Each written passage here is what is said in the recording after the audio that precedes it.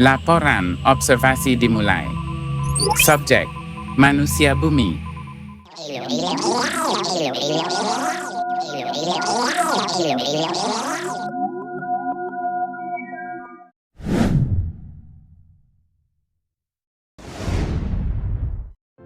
Gue dulu mikir begini, di zaman secanggih ini, di mana informasi berserakan kayak debu di udara, kenapa masih banyak orang yang gak sadar kalau Islam itu agama paling benar?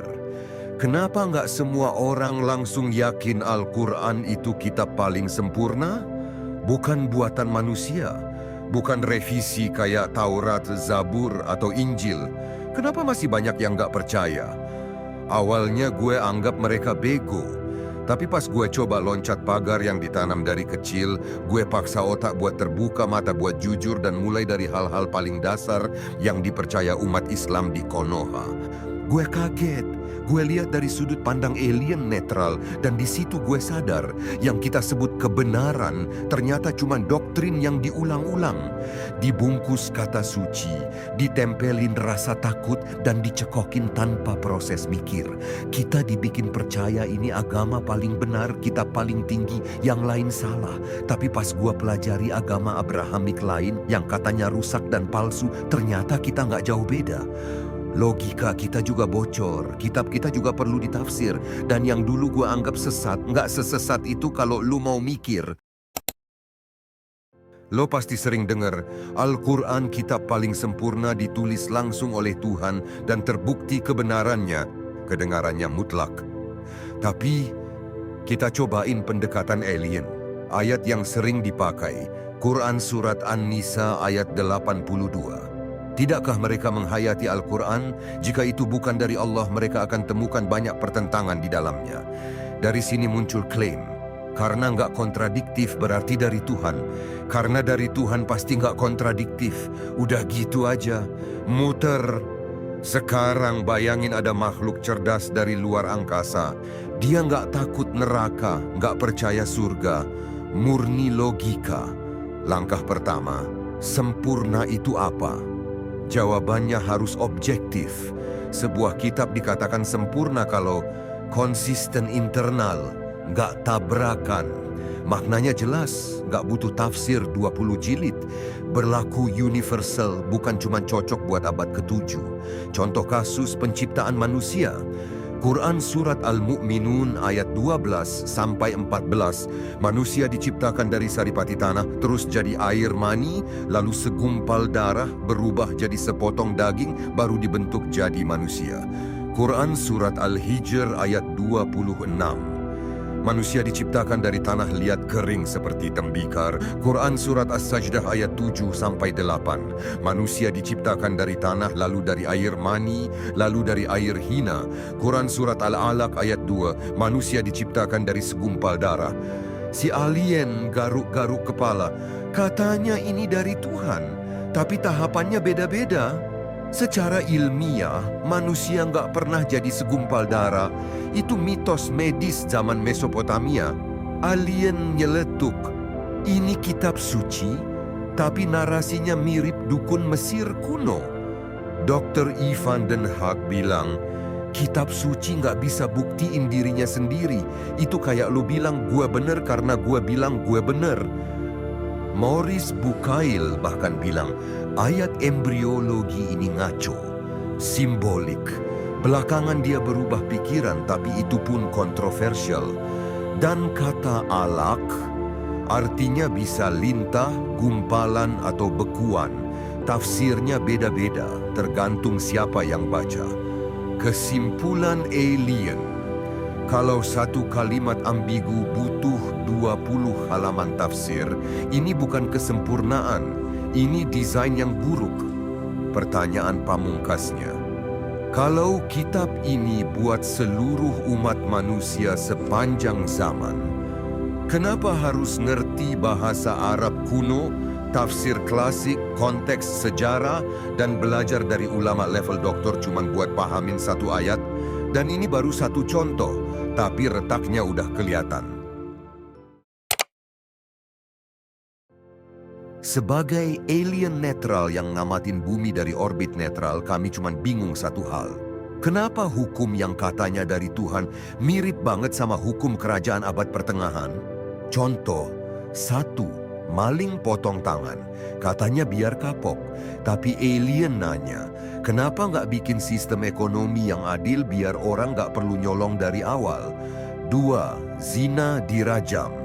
2 orang dewasa suka sama suka, tapi syariat nyelonong masuk ranjang, bawa batu dan bilang lo dosa, mati.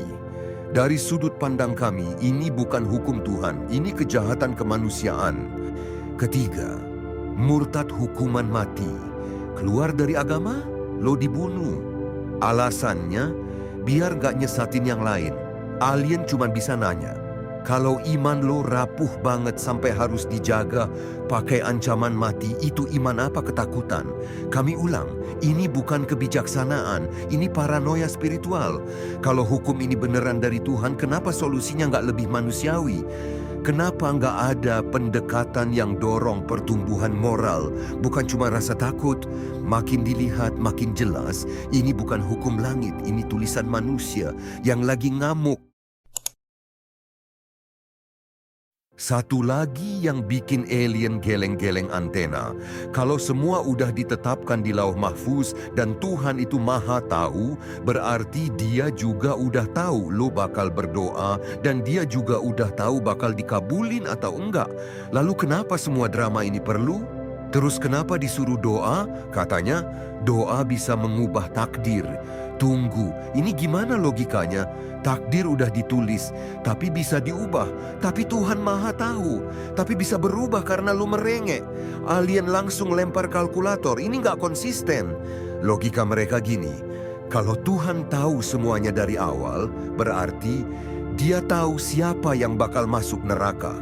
Dia tahu siapa yang bakal nyembah setan. Dia tahu siapa yang bakal ngebom kafir. Tapi anehnya, Tuhan tetap ciptain mereka.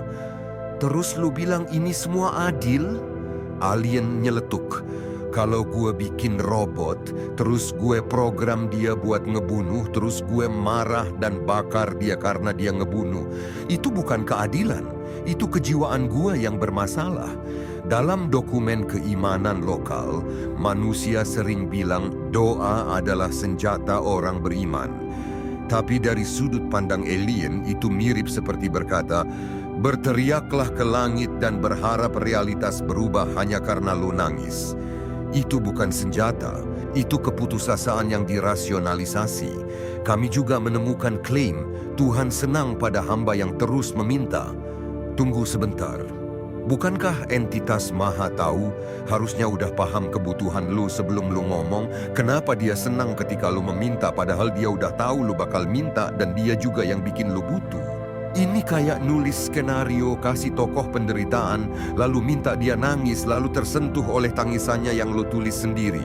Logikanya spiral, indah bagi yang gak mikir tapi membingungkan bagi yang netral. Sebagai catatan galaksi, alien kami gak menemukan bentuk logika sirkuler seburuk ini di tata surya kami. Lo pikir Tuhan yang maha segalanya beneran butuh nyiksa manusia selama-lamanya karena nggak percaya? Neraka digambarkan kayak rumah jagal, daging lo dikuliti, kulit baru tumbuh, dibakar lagi. Ulang terus sampai kiamat kedua 34999. Lebih jauh lagi penderitaan dianggap bukti cinta. Kalau gitu, sakit kanker adalah pelukan hangat Tuhan?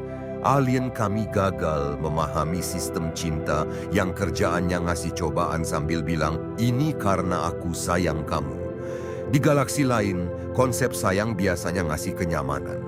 Bukan bikin lo bangkrut, ditinggal pasangan atau anak lo mati terus disuruh bilang, ini bentuk kasih sayang Tuhan. Apakah ini ujian atau bentuk kejam yang dibungkus kata hikmah?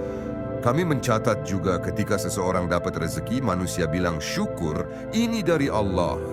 Tapi ketika sakit, miskin atau kena bencana dibilangnya ini ujian.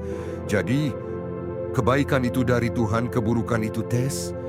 Tuhan cuma ambil kredit yang enak-enaknya doang. Sebagai alien yang objektif kami menyimpulkan, Konsep ujian ini digunakan bukan untuk memahami kenyataan, tapi untuk membuat penderitaan terasa logis. Padahal mungkin logikanya emang gak ada. Dan jangan lupa surga, sungai susu, madu, khamar, bidadari 72 biji, selalu perawan, rumah dari emas dan perak. Buat alien, ini gak kelihatan surgawi, ini kelihatan kayak wishlist pria gurun abad 7. Menurut analisa alien, yang otaknya nggak bisa dicuci oleh budaya lokal, ada pertunjukan logika yang benar-benar absurd. Kalian bilang Tuhan Maha Tahu. Dia tahu masa lalu, sekarang, dan masa depan. Tapi, dia tetap ngetes manusia? Pertanyaannya, kalau hasil ujian udah diketahui sejak awal, kenapa ujiannya masih perlu dijalanin?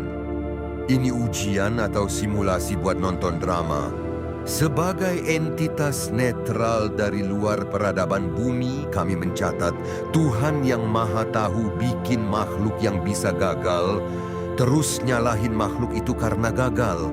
Padahal kegagalannya udah diketahui sejak awal.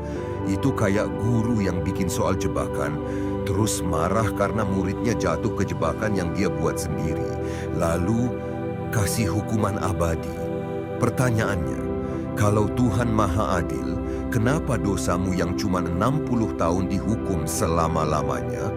Alien cuma bisa tanya, ini hukuman atau fantasi sadis?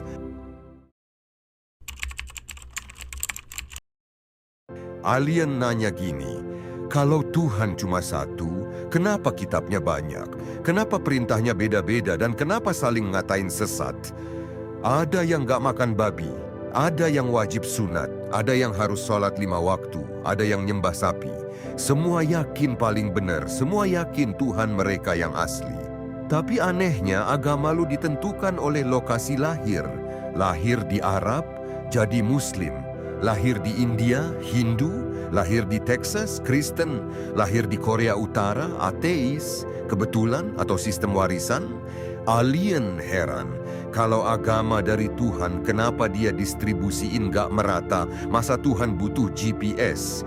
Dan yang lebih kocak, tiap agama ngaku kitabnya paling murni, tapi semua kitab ditulis manusia.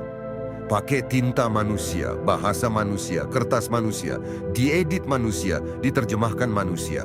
Terus lo bilang, ini dari Tuhan. Kalau alien bisa ketawa, mereka udah guling-guling di ruang hampa. Sebagai entitas alien yang memantau bumi, kami menemukan satu klaim menarik. Katanya, Tuhan menurunkan kitab suci langsung dari langit. Katanya, ini adalah pesan paling penting untuk umat manusia dari pencipta realitas itu sendiri. Tapi anehnya, kenapa butuh ribuan tahun? Kenapa harus pakai bahasa lokal, Arab di padang pasir? Kenapa pesannya turun pelan-pelan lewat suara di kepala satu orang yang butuh dihafal, ditulis ulang, dikumpulin lagi? Kalau ini pesan dari entitas maha tinggi, kenapa formatnya kayak makalah manual zaman batu? Di planet kami, informasi universal dikirim dalam kecepatan cahaya 1 detik dan bisa dibaca semua spesies tanpa kamus. Di bumi, kitab suci malah harus ditafsirkan, diterjemahkan, diterangkan lewat tafsir. Dan akhirnya jadi debat abadi antar manusia sendiri. Ini bukan desain yang efisien, ini bukan komunikasi cerdas, ini birokrasi langit. Kalau pesannya emang buat semua manusia sepanjang masa, kenapa lo butuh orang Arab abad ke-7 buat menjelaskan maksud Tuhan di zaman TikTok?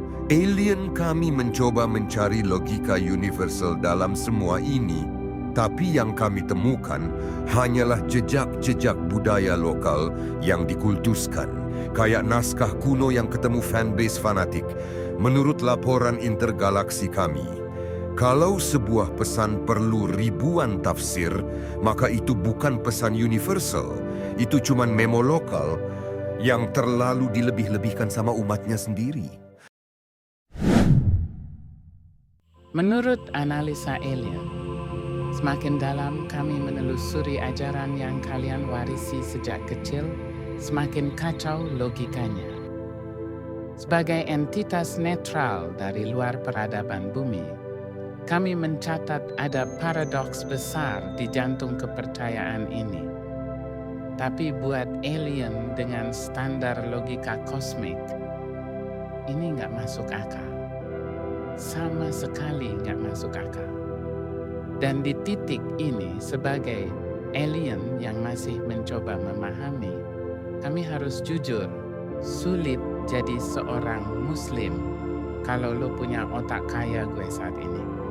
Bukan karena benci, tapi karena logikanya nggak nyambung. Terlalu banyak kontradiksi, terlalu banyak larangan berpikir, terlalu banyak kebenaran absolut yang ternyata rapuh banget saat disenter pakai akal. Lo boleh setuju, boleh marah, tapi satu hal yang nggak bisa lo lariin, lo barusan mikir. Dan itu yang paling bahaya. Laporan observasi alien hari ini selesai. Kami belum menemukan tanda kecerdasan logis di keyakinan ini. Silakan lanjut nyembah. Kami lanjut mengamati.